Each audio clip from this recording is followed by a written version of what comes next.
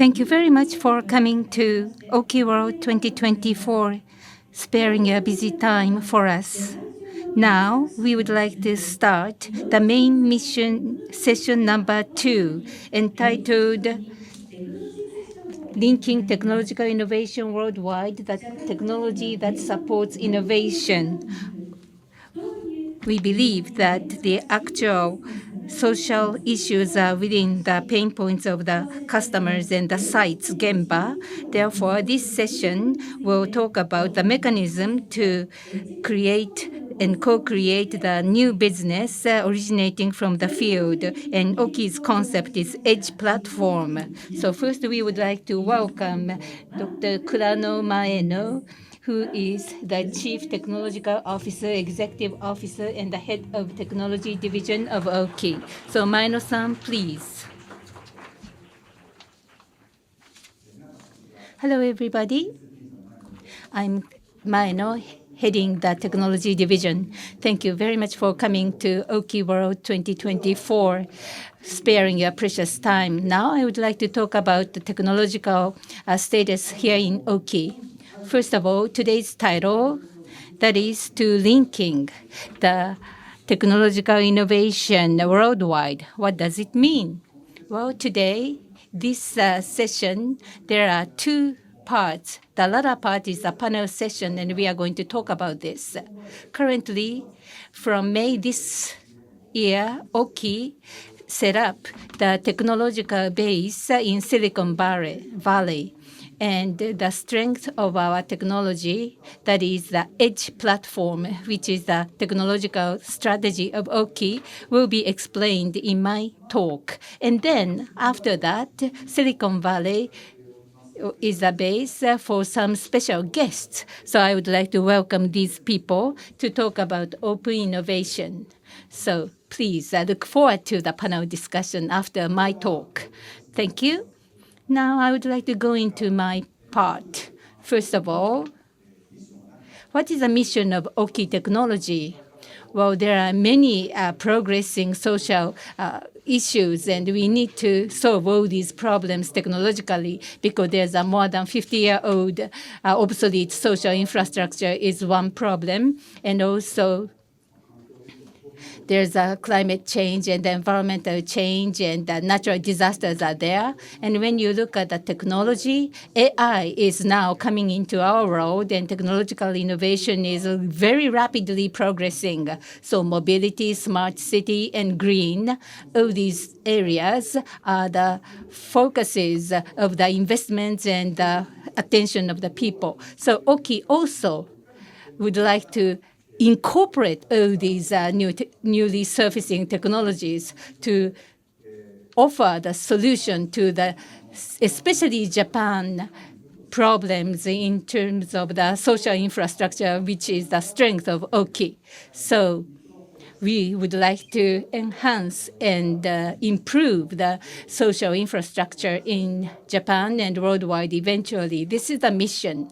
And we will offer the unstoppable technology which never go disrupted. And that is a core competence of OKI. The defined word is toughness. When you see toughness, you just imagine rugged, very resistant sort of structure as an image. However, in OKI, toughness means more than that. There are many meanings from component to the system and then operation. So all throughout my OKI's value chain and value chain related technologies are under this toughness. Component technology is very important. For example, against the rain, against the wind, or against the winter snow, there should be sensing devices which are the environmentally resistant. And such component technology has to be offered in the market so that the high-quality OKI components can endure the hard environment and stably for long-term operated. And also, we need to make them into the high-quality system. And after making the system, we need to offer the good operations of the system. Unstoppable operation technology is also important here. This value chain is all meant under this core competence of OKI toughness. So products, components, well, in the past, we've been supporting this with the edge technologies of OKI.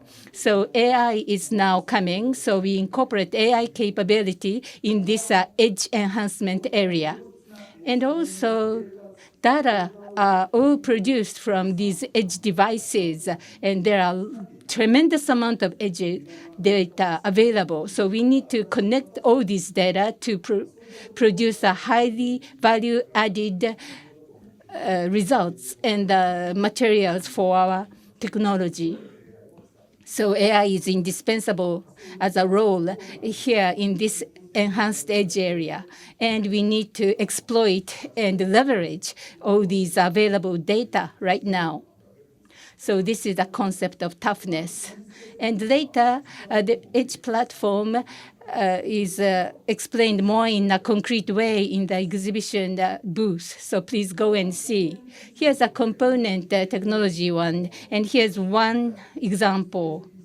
We already made a press release, silicon photonics technology. This is the photonic semiconductor. This is the optical transceiver, and we did the R&D for that. However, this technology was for the semiconductor IC chip.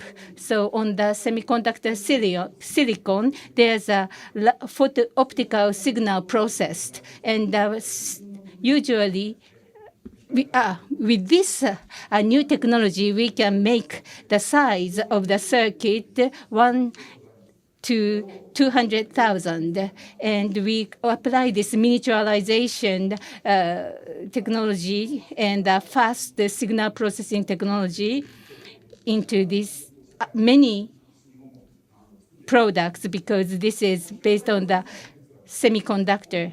So where are these technologies are used? Kashima person, Kawabata-san from 4:15, there will be a session talking about this. And also, our strength is that we need to refine the technology in Gemba, that is in the field. On the left-hand side, it's a Honjo plant of OKI. There's a test course. So toward the vehicles, telecommunication and sensing technologies could be verified. And right up, this is a marine solution. This is a test facility. So in Gemba, in the field, we are verifying all these emerging technologies. And also our factory manufacturing area, there are some prototypes and tested, and we try to adapt all these things in Gemba, in the field. These are very important perspectives of toughness, our core competence. So once technologies are all refined in the real Gemba, the field, we also have set up the base of OKI in Silicon Valley for the search purpose, because we are not just searching technology in Silicon Valley to introduce them to Japan. We have to have a good network with the local people and the people around Silicon Valley to clarify what sort of technologies, what sort of processings are going on. And this search team is now in Silicon Valley. And once they find something promising, there should be a good evaluation, assessment. And there's a accompanying team is located in Japan. So together with Silicon Valley people and the Japan technology team, well, they've been communicating for 6 months so far, and we are still in infancy. But we have at least started, and we've actually discussed a lot with the Silicon Valley people. And there are 6 points, we believe. So we put it here. Well, there are many things necessary for the technical search, and you need the networking, you need the knowledge, you need the intelligence, everything. But in order to have a good relation, you need the money. And also toward the startup, what sort of value OKI has is very important. And also you need to move the things. That means supporting structure, and the speed is very important. Otherwise, things could be stuck somewhere and will not go on further. And we are still in our infancy. We've just started to walk, but in the exhibition booth, you will see 8 activities, startup companies already putting the exhibition, very advanced AI technology, sensing technology, and the data-derived edge-derived data are processed and utilized.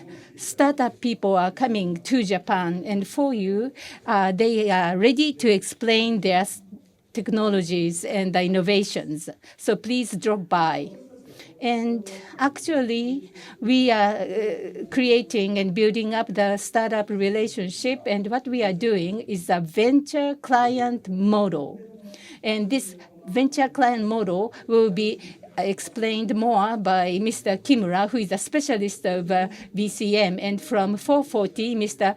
Kimura will give you the seminar about venture client model. So if you are available, please go and learn about it. Well, that's all from my side. It's very short, but I hope that you are going to enjoy the talk with our special guests. Thank you very much. Thank you very much, Mr. Maeno.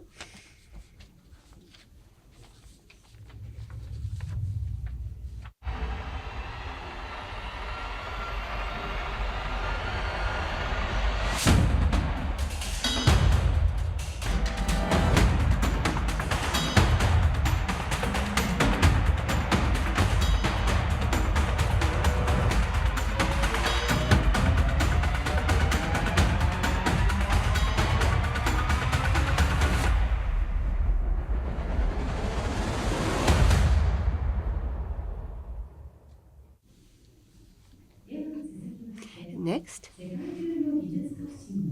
we would like to, under the theme of linking technological innovation worldwide, the technology that supports innovation, welcome our guests to the panel discussion. We are currently preparing the stage. Please wait a while.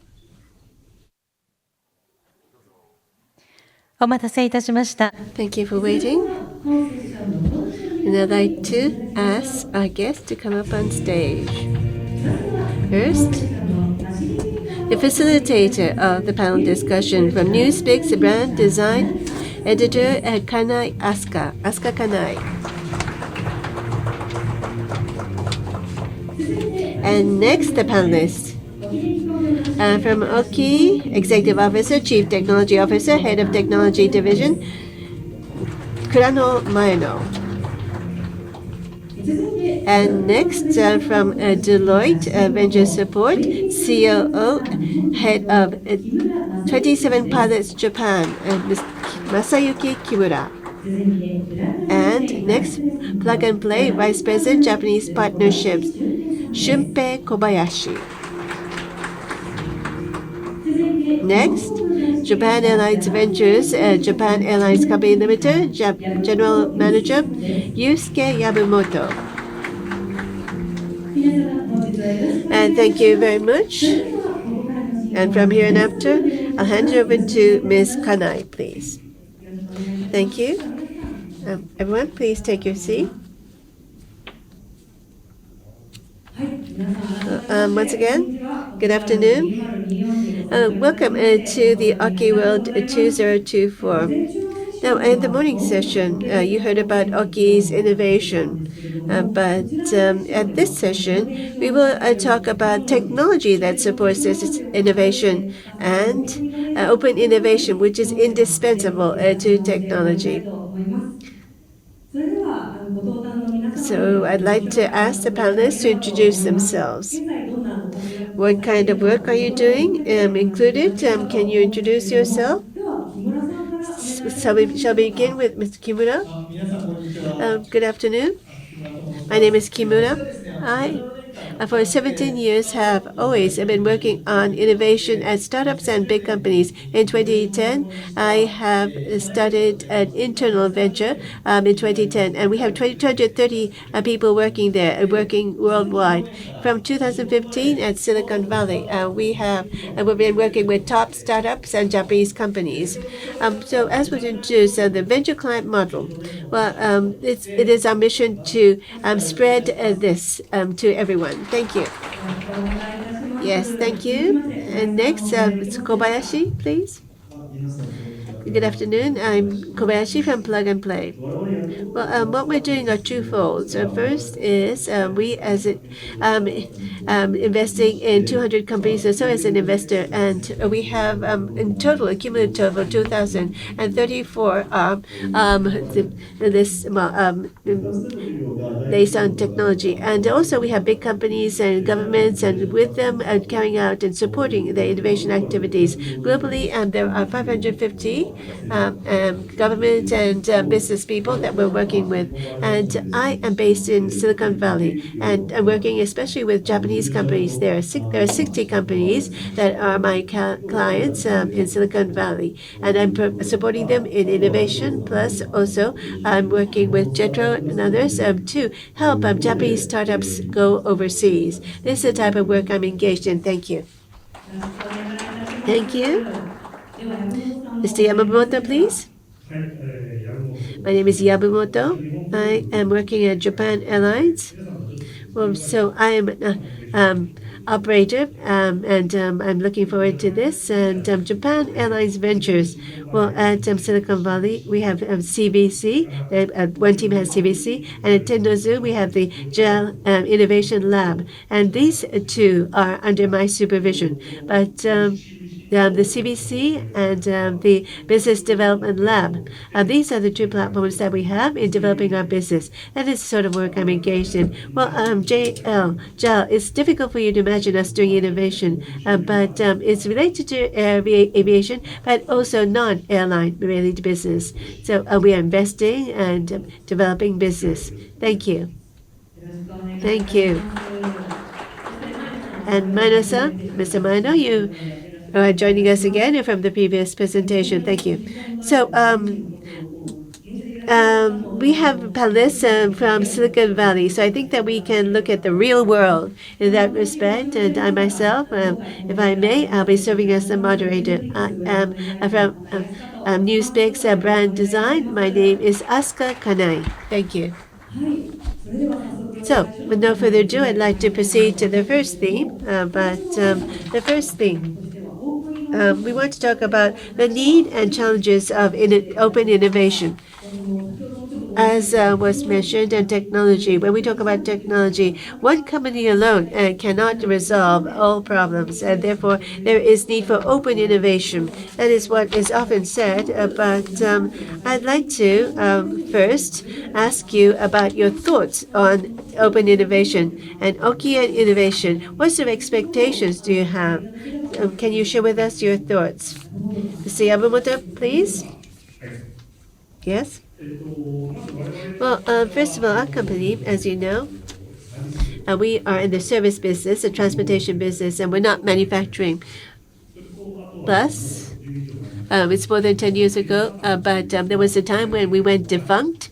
So this is a bitter experience, and we thought that airline business alone is very difficult. Well, there was a pandemic recently, and we cannot ensure that there is stable revenue. There is a lot of volatility, and that is the reason why we need open innovation. Despite being a big company, we have we are relying on knowledge of outside startups, for example, in starting business. So we recognize that there is a need to do such things. Plus, about OKI, well, again, we not a manufacturer, as I said, and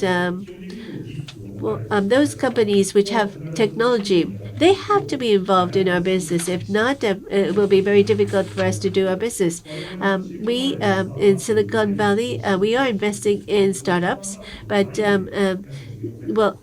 developing bilaterally with startups, there are pieces that are lacking on our side. especially technical side of system. And so I think that we're not very strong there. And therefore, we have to rely on companies like OKI, which have such a holistic infrastructure.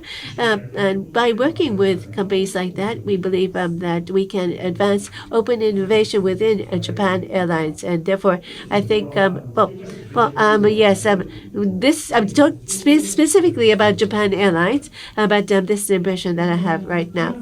Yes, Ms. Kimura, please. Yes, I'd like to start with a question. People who've heard about open innovation, please raise your hand. I know in open innovation. Okay, understand. There are quite a few. Well, simply put, you have outside research institutions, startups, universities come in and work with us to do innovation. And especially, we're talking about startups in Silicon Valley. But why do we have to focus on startups today? Well, this is because MIT announced this research recently, and the source of innovation. He had asked about what the source of innovation is. Currently, 70% of the respondents say that it's in-house R&D, and startup was 10%. But in 5 years' time, if you ask them what will happen in 5 years' time, 30% is in-house R&D, and 43% startups is what the global management, top management, are saying. So, in 5 years' time, what will happen? Well, from 2015, I'm working at Silicon Valley. Things are starting, and there's a lot of expectation towards startups. Now, the startups have more resources. Well, this is really cynical, but think about ChatGPT. That is acquiring some hundreds of billions of yen, and so they have some 800 engineers or so working on the development. Well, this is a while ago, but so startups are capable of attracting top engineers from worldwide. And so there's a lot of expectation towards startups these days. That's quite interesting. And having said that, what are your expectations towards OKI then? Well, as earlier, Maeno-san was talking about something very interesting. I think that OKI's strength is they are focused on mission critical. They have very solid technology there, and well, at each of the layers that they can combine. So they have the edge sensor hard device on the one hand, and also they can collect data. But startups also, for example, the data that's been collected, how is it going to be utilized for service? The startups are good at that, and they can come up with totally new types of sensors. Therefore, I think that you have a mid-platform concept, and you have mission critical that you're supporting at OKI means that you can tie up with these companies. What about the hardware side?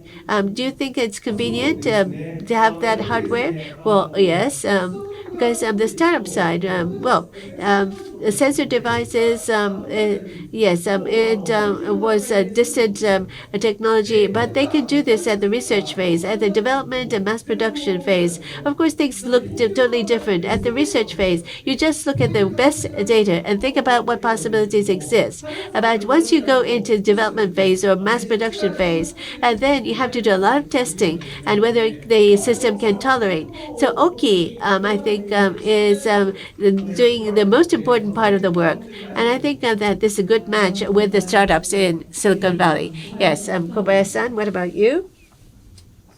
Well, yesterday I came back to Japan from Silicon Valley, and I think Japan is a wonderful country. It's very clean, and also time.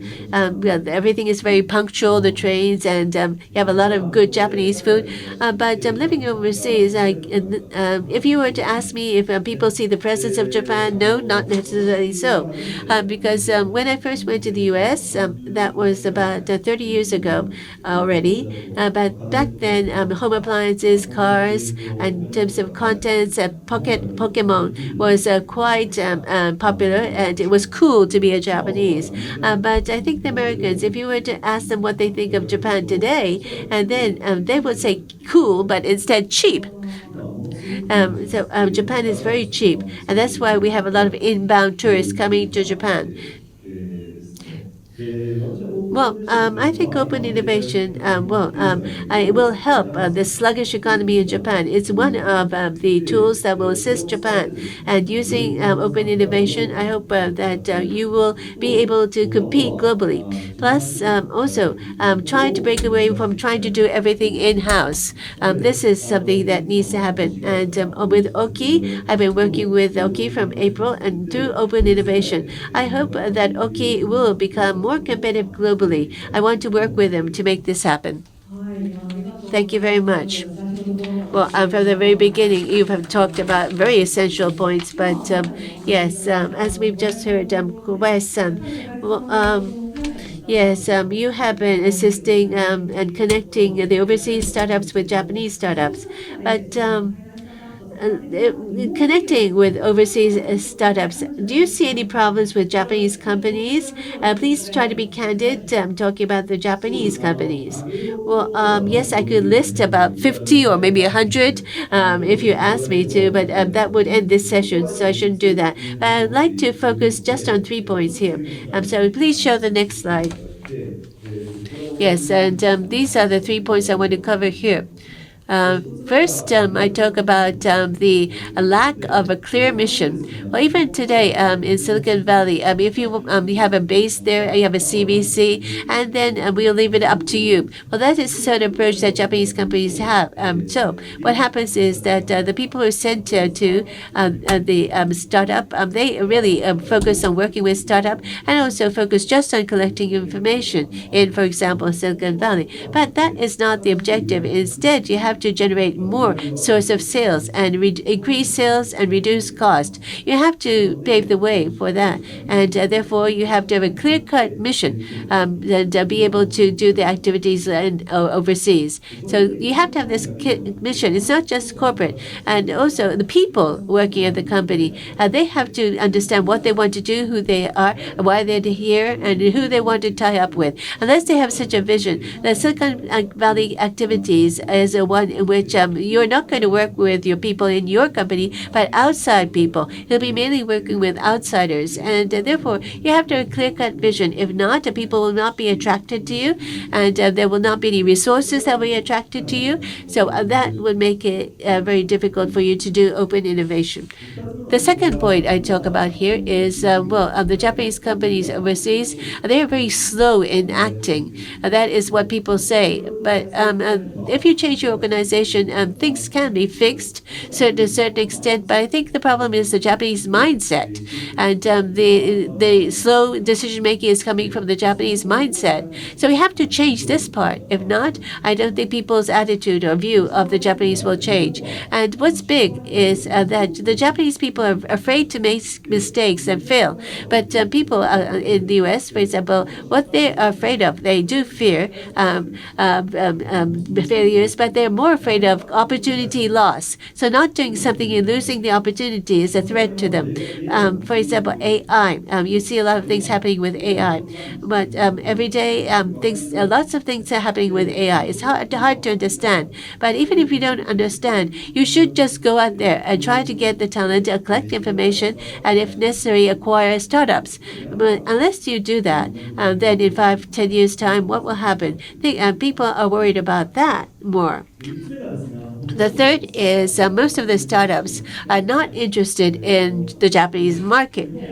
Well, yes, the Japanese market is not that small, but it's not regarded as a growth market, and therefore the priority of Japan is quite low. And also, the Japanese entrepreneurs or companies are not going overseas, and there's the problem of language. And so the Japanese big companies, and if the startup people meet with them, the big company people don't say anything, and the startups don't understand what the Japanese are thinking about. So that's the reason why they don't come to you. It's happening all the time. So what's important here is the growing startups. The growth startups are not looking at Japan. They don't need the Japanese executives. So it's important that the Japanese executives go out to see the startups to try to convince them and persuade them to work with them. Well, yes, both of you are nodding here. But Kimura-san, what about that? Yes. Well, I think then the question is, what should we do? Well, there are success stories. So I'd like to talk about some success stories and others. Before we go to that, Kubota, the agricultural machinery.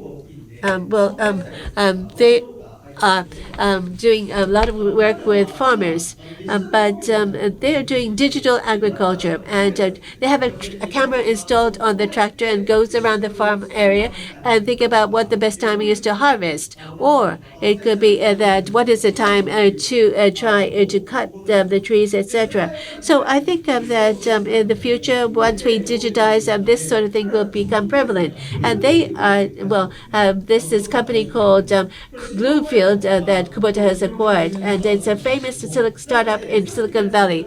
And so this is a success side. When you think about the future, if you have a strategy in place, and if you have an insight, then you can search and explore and have a partnership where you acquire the startup. And this will have a good impact on the Japanese. Yes, so it's a reverse case. Yes, that's a good idea. Okay, Yabumoto-san? Well, I think you are working with overseas companies. What about you? Well, both gentlemen covered so many things, so I don't have so many things to say. But I totally agree with you, Kobayashi-san. I feel the same way because everything is interrelated in a sense. All these three weak points. That's right. Lack of the clear mission. We were one of them. But we need to just go and start something and get information. Well, that would be important. But after getting information, what are you going to do with that? Well, in Japan, there was no clear mission. The second weak point, slow decision-making due to the Japanese specific mindset. I do agree with you, but not only mindset, but decision-making process needs to be expedited and faster, but there's no mechanism because everybody is agreeing on a general thing, but once it becomes specific, everybody is against it. So the decision making is very slow within the company, even though one thing is decided. So it's not only mindset of the Japanese, but the organizational delegated sort of authority in terms of JAL. Safety is the most important critical mission. So in order to judge within the company, we have to be very careful and prudent for the good safety. And if you preserve the same kind of safety consciousness for the innovation activity, well, it's very difficult. There's a language difference and regulations and you really want to do that? The startups are very skeptical about the Japanese big companies.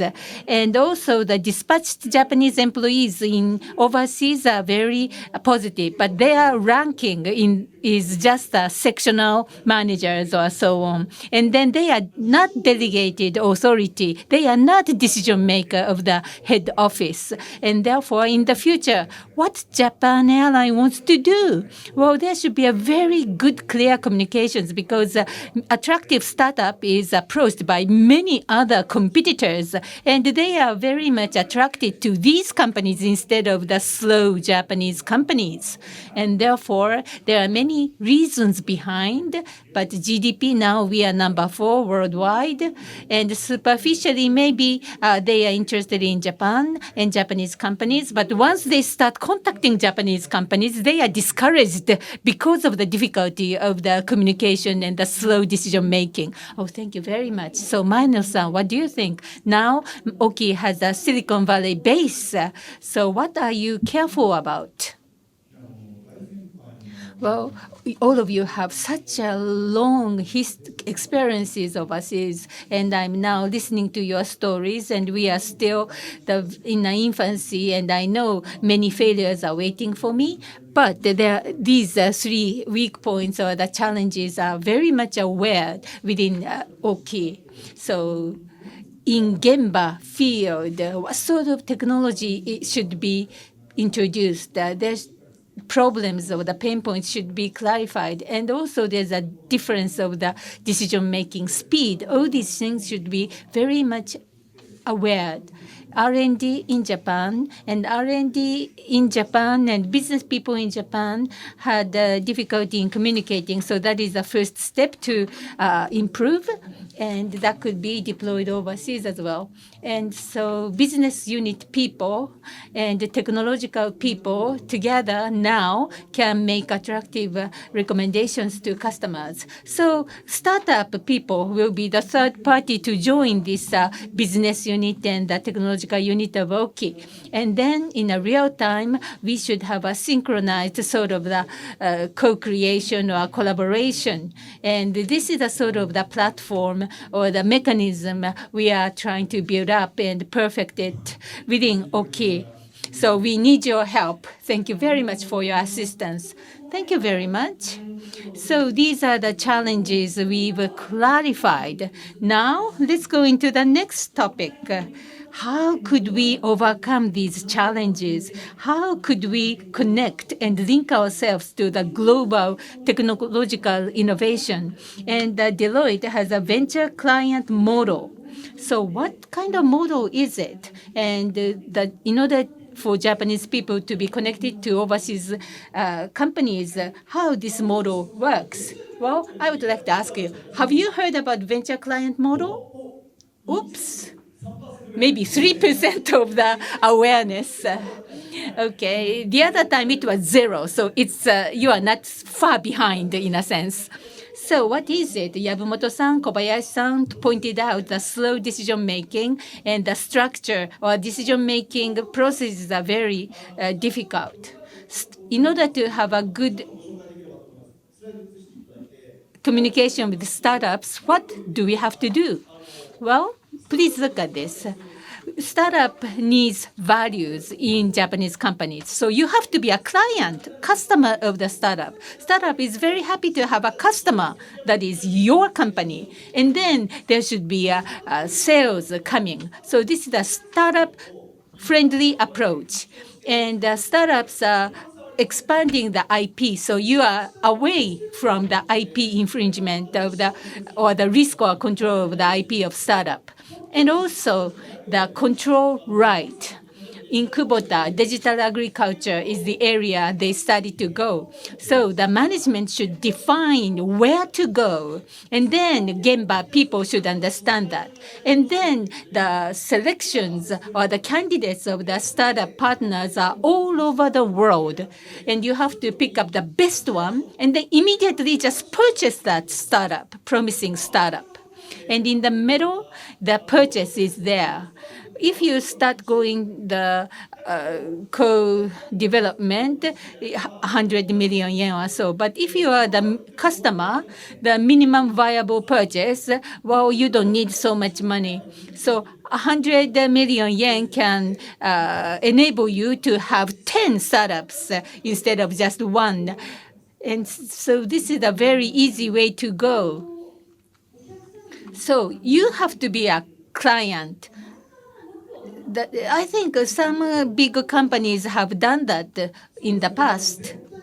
Well, first of all, the total picture is different because the first step, discover, is to discover and identify the strategic challenge and identify the promising startup. Well, they are talking about a conventional business or some core competence business are the areas the Japanese companies looked for the startup partners in the past. So this is totally different. So Kobayashi-san, what do you think about this venture client model? Do you think it's expanding in Japan as well? In Silicon Valley, I know Japanese people visiting Silicon Valley and other countries. They are talking about venture client model. So this word is quite becoming common in Silicon Valley. So how to link technological innovation is the theme of this session. So what is the advantage of VCM from this perspective? Well, startup characteristics is they have a sharp, edgy, niche technology. And then in the very beginning, well, what happens all the time is, big companies are sending out a person, just go and see what kind of startups are there overseas. But it's not the way, because in the very beginning, you have to specify the strategic challenges you are focusing. So this is vice versa. The order is totally opposite. Maeno-san, in OKI, venture client model is promoted within your company. What kind of value creation it contributed? Well, actually, we steadily promote this model. So together with business people, we are trying to identify the strategic challenges. So I think we can go to the right direction. And also purchase in the middle. Well, this is not acquiring the very heavy decision making, but at a lower level, they can make decision in purchasing many more startups products. But we are not used to this. We have to have more accurate, more agile way to go through this process. And so there are some phases, even though there are only 5 steps here. Okay, have you heard some voices from the people who are implementing this model locally at the time of discovery? Well, it's not the conventional overseas purchase business. So discovery means what kind of components, what kind of technology do they want? Well, there's a missing, untapped area, unmet needs, and that can be very well understood. But the Japanese side, as a recipient, have not changed the organizational structure, and therefore, the strategic challenge, could Japanese side identify it more effectively? This is a sort of an obstacle or the challenge OKI is facing now. Thank you very much. Kimura-san, OKI and venture client model, do you think they are the good match?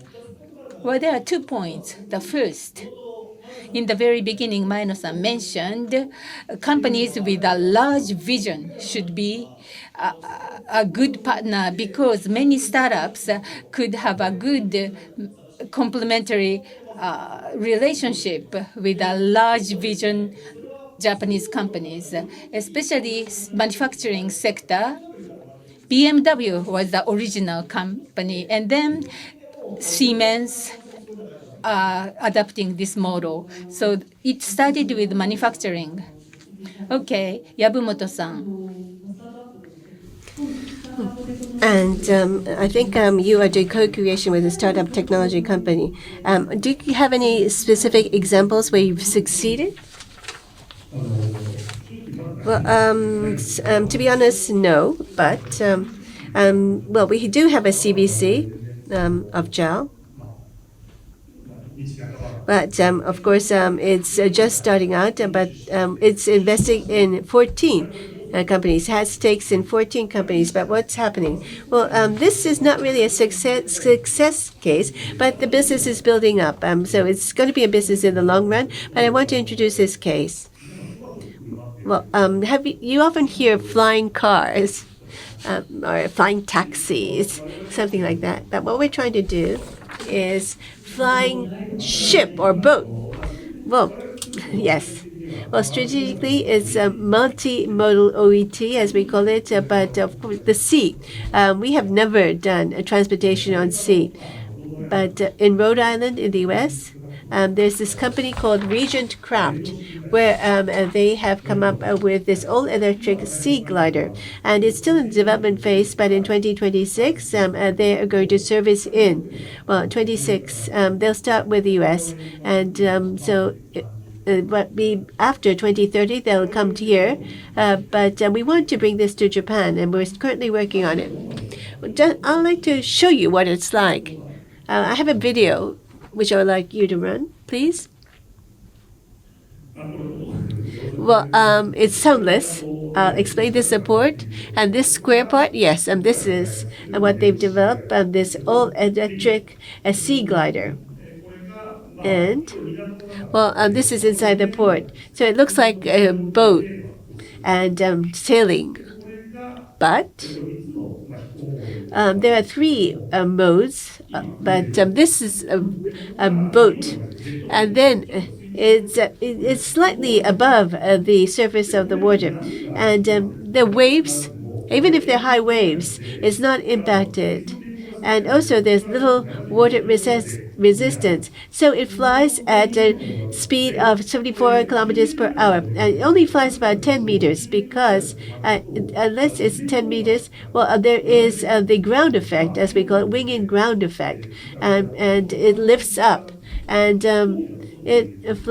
this force goes outside. But in 10 meters, it becomes energy between the water surface and the aircraft, and therefore it's air trapped in between. So using a battery, we can have double the cruising distance with all electric.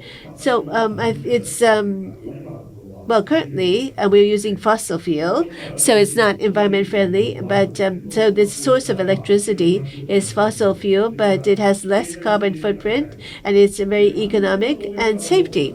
Of course, it's yes. So it's like a Shinkansen speed, 290, 300 kilometers per hour. I don't think we can do that in Japan, but performance-wise, it can go that fast. And therefore, in an island country like Japan, and also the inlets, etc., there are these potential or hidden demands.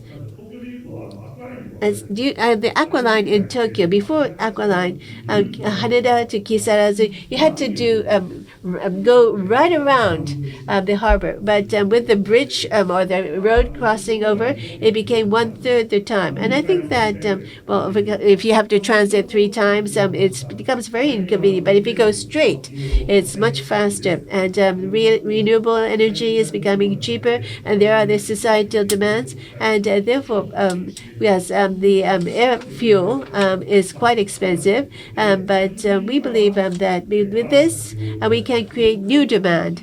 And naturally, I think that it does carry a lot of potential. Yes, it's quite futuristic, what you showed us. But based on this example, Kobayashi-san, the Japanese companies, in order to succeed, Japanese companies to succeed overseas with open innovation, what should be done? Well, Yabumoto-san is one example, but in Japan, in Silicon Valley, I think what's fundamentally different between Silicon Valley and Japan is overseas. You think about coming up with your own vision and your own brand, and try to reach a good startup which matches your needs as soon as possible. But this is not easy. It is extremely challenging, and therefore, the people who are sent there from Japan have to recognize that this will be key. I think that they have to learn very quickly. And I said that there are few startups interested in Japan, and yet you see that there are multiple startups at the exhibition here.